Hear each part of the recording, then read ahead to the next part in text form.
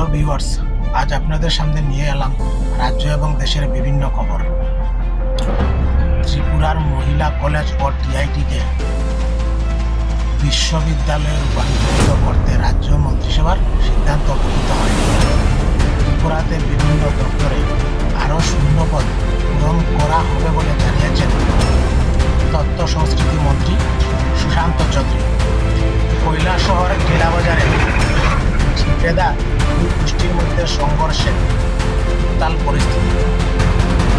Agartala airport থানা এলাকায় আরও এক দশম শ্রেণীর ছাত্রীকে ধর্ষণ।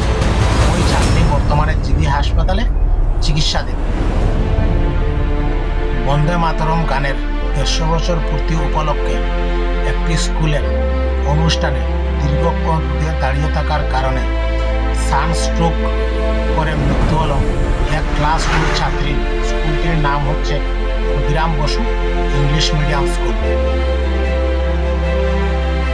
এবার আসছি কুমলুং এবং জম্পই জেলাতে বিজেপি এবং ত্রিপুরামতার সদস্যদের মধ্যে সংঘর্ষে আহত 25 জন।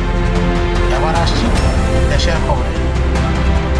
দশমবারের মতো বিহারে মুখ্যমন্ত্রী হিসাবে শপথ নিলেন নীতিশ কুমার।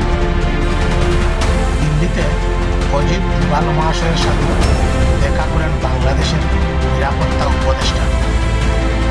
বাংলাদেশের সাবেক প্রধানমন্ত্রী শেখ হাসিনা হস্তান্তর বাড়ছে 2